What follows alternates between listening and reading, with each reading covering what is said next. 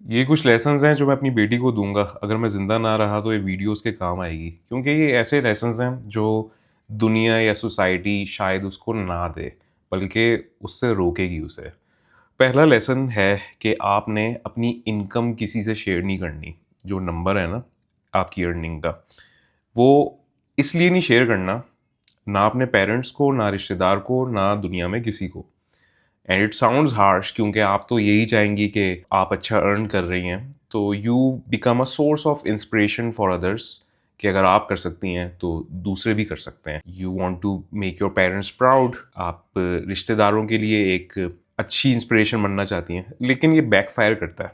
उसकी रीज़न से पहले मैं आपको सिम्टम्स बताऊंगा। लेट से आपकी इनकम है $60,000 पर ईयर, आप बाहर मुल्क चली गए हैं या पाकिस्तान के अंदर ही। आपके रिश्तेदारों की, इवन पेरेंट्स की भी, I know it sounds harsh कि आप पेरेंट्स को सपोर्ट नहीं कर रहे, लेकिन पेरेंट्स की भी जो नीड्स होंगी, जो इमरजेंसी वाली एक कॉल आती है 3-4 महीने बाद कि इतने पैसों की ज़रूरत पड़ गई है, कोई बीमार हो गया है या कोई शादी आ रही है, तो वो अमाउंट आपकी इनकम के हिसाब से होगी। अगर आप $60,000 कमा रही हैं तो उसके हिसाब से होगी। लेट्स से यू अर्न 300,000 और $500,000, तो फिर वो एडजस्ट हो जाएगी अमाउंट उसके हिसाब से। ये है इसके सिम्टम्स।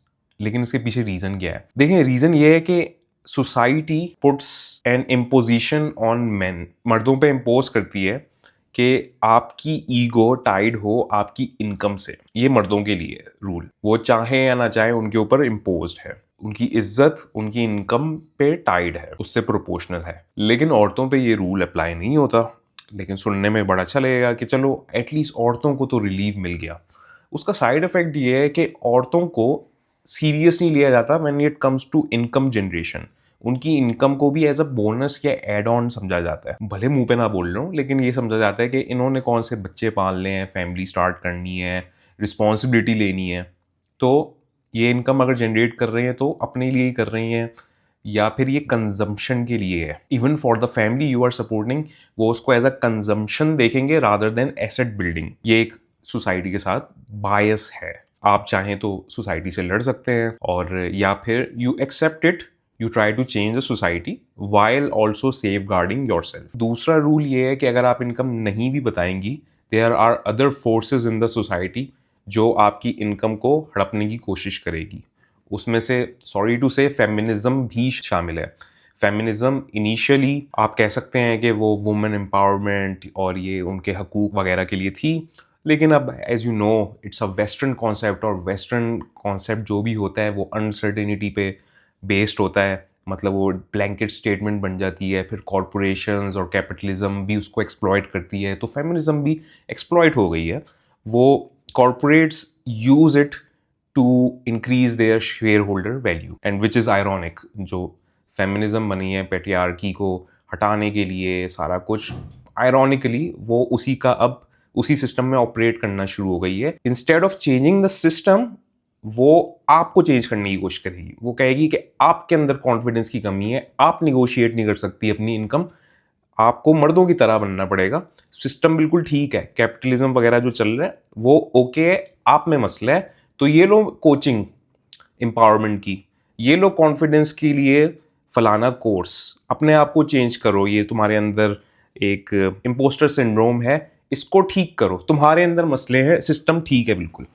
तो इससे तुमने बचना है, और उससे बचने का एक तरीका तो ये है कि अपनी विल पावर तुम यूज करो, कि नहीं कान बंद कर लो कि नहीं, I don't want to be part of this status game confidence culture. और you can do one thing that wealthy people do, और वो है कैश पुअर होना। बहुत सारे लोग कहेंगे कि नहीं, आपके पास पैसे हैं, यू शुड स्पेंड इट, आपको इससे खुशी मिलेगी, इससे आपका स्टेटस एलिवेट होगा सर्टेन थ्रेश होल्ड तक। This is true, it gives you comfort, but वो बेस लाइन चेंज होती रहती है as you keep on spending, and it becomes a black hole. और इसमें इवेंचुअली यू विल रियलाइज कि आपका इसमें नुकसान हो रहा है, बाकी सबका इसमें बहुत फायदा हो रहा है। उससे बचने के लिए विल पावर एक लिमिटेड रिसोर्स है, उस पर आप रिलाई नहीं कर सकती। आपको करना ही होगा, you have to buy some assets. अब एसेट्स की कैटेगरी होती है मेरे हिसाब से, एक होते हैं लिक्विड, एक होते हैं इमूवेबल या सॉलिड कह लें। मेरे हिसाब से लिक्विड एसेट्स वो हैं जो कि आप 3 से 4 दिन या हफ्ते के अंदर कैश आउट कर सकें। म्यूचुअल फंड्स को लोग कहते हैं कि नहीं ये लिक्विड नहीं है, लेकिन मेरी डेफिनेशन के हिसाब से हैं, क्योंकि आप कुछ घंटों में भी कर सकते हैं, एक दो दिन में भी कर सकते हैं उसे कैश आउट। मतलब आपको स्पेंड करने का दिल चाह रहा है या कोई इमरजेंसी आ गई है किसी और को, या वो उधार मांग रहा है, तो you can cash out it easily. Friction less है वो, अगर टाइम भी लगता है, चलो कुछ घंटे लग जाते हैं, लेकिन फ्रिक्शन लेस है as compared to buying a land. उसमें बहुत फ्रिक्शन है भाई, उसमें आप इजीली नहीं बेच सकते उसे, और अगर बेचोगे तो बहुत ज़्यादा नुकसान होगा आपका। उसे सोच समझ के आराम से बेचना होता है, अच्छा बायर ढूंढना होता है, as opposed to mutual funds या स्टॉक्स या गोल्ड, जिसे आप इजीली कैश आउट कर सकते हैं और विल पावर पे आपको रिलाय करना पड़ता है कि आप कैश आउट ना करें। You should go for immovable assets like a business, या फिर less risky is the land. I know उसके अंदर रिटर्न इतना अच्छा नहीं होता, लेकिन at least it will save guard you from a lot of things. और लैंड के दूसरे फायदे क्या हैं और औरतों के पास क्यों होना चाहिए, वो मैं दूसरे पार्ट में आऊंगा। लैंड का सबसे अच्छा फायदा ये है कि वो आपको कैश पुअर रखता है। कोई आपकी एम्पैथी को एक्सप्लॉइट करके आपसे उधार मांगने की कोशिश करेगा, कोई आपसे कहेगा कि तुम्हारे अंदर ये कमी है, तुम इस तरह का बनो, hence do the consumerism thing, मुझे पैसे दो, मैं तुम्हारी कमी को पूरा करूंगा। तो ऐसे बहुत सारे वल्चर्स आपके इर्द गिर्द आएंगे unless you become cash poor. और उसका आसान तरीका यही है, बाय एसेट्स जो कि इमूवेबल हों, इवन फॉर योर सेल्फ, आपको कैश आउट करने में भी परेशानी हो। दूसरा फ़ायदा लैंड का ये होता है, इट्स अ टाइमलेस एसेट, बहुत सेफ है, कन्वेंशनल है, ट्रेडिशनल है। काफ़ी लोग आपको कहेंगे कि नहीं लैंड की जगह फलाने स्टॉक के अंदर करो, तो इसमें करो। ऑब्वियसली उसके अंदर अगर रिस्क ज़्यादा है तो उसका आरओआई भी ज़्यादा है, लेकिन अगर आप उसे एवरेज आउट करो कि किन लोगों का नुकसान हुआ है और किन लोगों का फ़ायदा हुआ है, और बीच में जो एवरेज है, तो वो तकरीबन उतना ही अर्न कर रहे होते हैं आरओआई में जितना लैंड से या करेंसी कन्वर्जन वगैरह से आ रहा होता है। दूसरा फायदा लैंड का ये है कि एक टेंजिबल चीज़ है। जब आपको पता है there is a belonging which solely belongs to you, आपके नाम पे है, तो ये आपको रीढ़ की हड्डी प्रोवाइड करता है। आपका बॉस आपके साथ बदतमीजी नहीं कर सकता, वो आपके नर्वस सिस्टम के अंदर एक ओनरशिप, एक कॉन्फिडेंस नज़र आ रहा होता है जो आप इंटेलेक्चुअली रेप्लिकेट नहीं कर सकते। खाली किताबें उसके ऊपर पढ़ लें, आप फेमिनिज्म की मूवमेंट्स के बारे में कुछ पढ़ लें, वो आपको एम्पावर नहीं करेगी। It pushes you, it's drive you to attain those things, it pushes you कि आप कैपिटल गेन करें। अच्छी बात है, इंटेलेक्चुअल लेवल पे एक पुश स्टार्ट लेना चाहिए, लेकिन प्रैक्टिकली जब तक आपके पास पीछे एसेट नहीं होगा, यू आर नॉट एम्पावर्ड। आपके ससुराल में आपसे लोग बदतमीजी नहीं करेंगे, उनको पता है कि आप लावारिस नहीं है। उन कोई भी आपसे बदतमीजी करता है, वो इसी बेसिस पे करता है कि आपके पास ऑप्शन नहीं है, आप सह लेंगे। लेट से एक ऑफिस है, उसके अंदर दो एम्प्लॉय हैं, दोनों एक जैसा काम करते हैं, दोनों एक जैसी ही गलती करते हैं, और बॉस को पता है एक के पास बहुत पैसा है, वो कल को ऑफिस नहीं आएगा, फिर भी उसका गुजारा है, उसके अब्बा वगैरह एज अ बैकअप प्लान है। और एक का पता है कि वो किराए के घर पे है और वो डिपेंडेंट है ऑफिस की सैलरी पे, अगर एक सैलरी नहीं आएगी तो शायद वो सड़क पे आ जाए।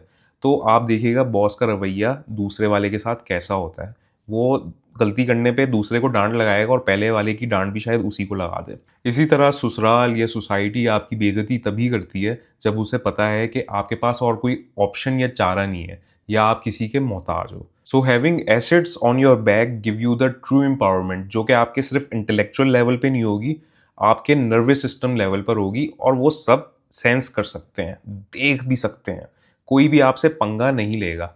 अब आपकी एसेट बिल्डिंग जर्नी कैसे होगी, आपने इनकम अच्छी कैसे जनरेट करनी है, आपने बगैर अपना टाइम सेक्रीफाइस करे ज़्यादा इनकम, मर्दों जितनी इनकम कैसे जनरेट करनी है विदाउट चेंजिंग योर सेल्फ, अपने फेमिनिन ट्रेड्स को दबाए बगैर, अपने आप को चेंज किए बगैर, ये सारा कुछ अचीव हो सकता है।